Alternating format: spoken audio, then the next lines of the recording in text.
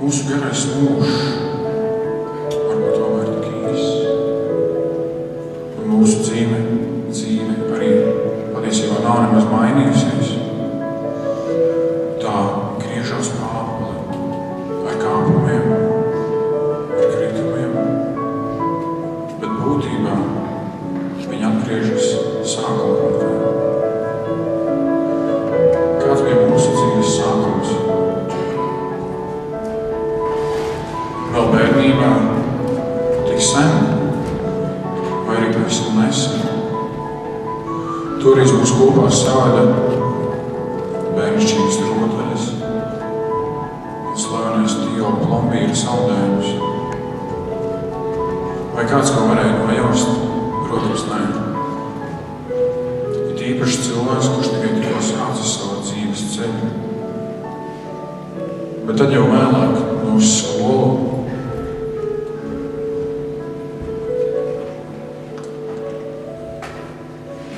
no sākuma nedaudz neveikli,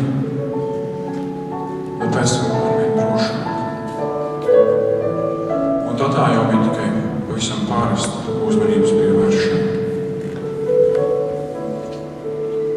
Un tad jau pavisam likumsakarīgi, vēlāk jaunajos pusauģa gados,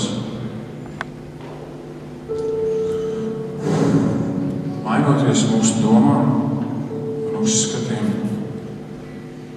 mūsu intereses arī palika pavisam savādākas. Mūsu uzskatīja par dīvainiem, bet mēs bijām laimīgi. Bet nekas, pieredz, neesot mūžīgs. Tad nebija. Kad jādodas prom, kurš spēja aprakstīt šo sajūtu. Bet, kad atgriezies, lai satiktos, liekas, ka nekas nevar būt neiespējams.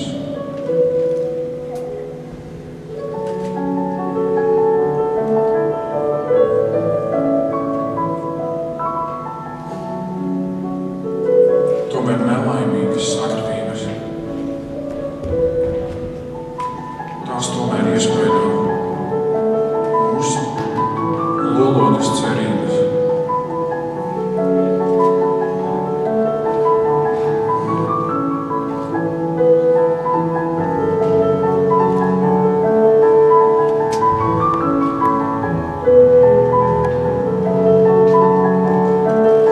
Es neticu liktenim, bet tas bija vienīgais izskaidrojums.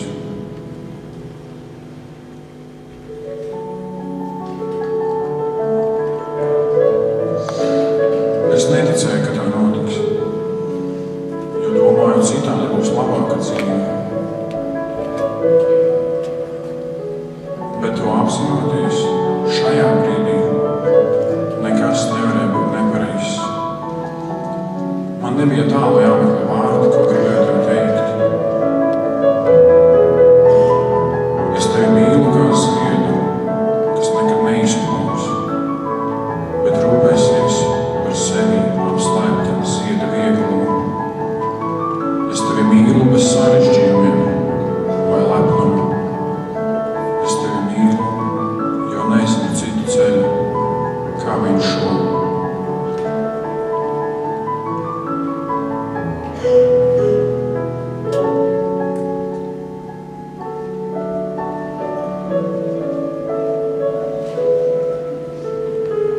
Un tagad es saprotu un neko nenožēloju, jo zinu ceļš, kas mūs ved, brīžiem radot mums prieku, brīžiem skumdinot. Šis ceļš ir mūsu laime, jo tas neved taisnā virzienā prom. Tas neved mūs pie kaut kā jauna. Šīs lietas ir pa ceļam. Mūsu ceļš atgriežas tur, kur tas ir sācies.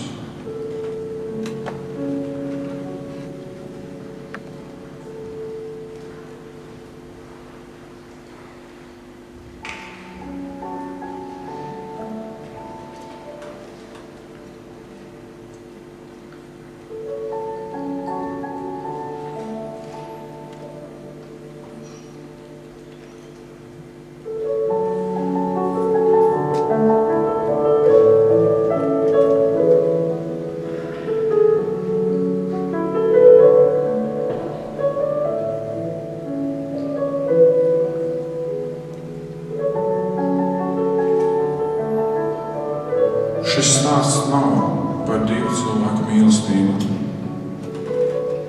Šis stāsts ir par mūsu dzīvēm, kuras zina savu ceļa gājumu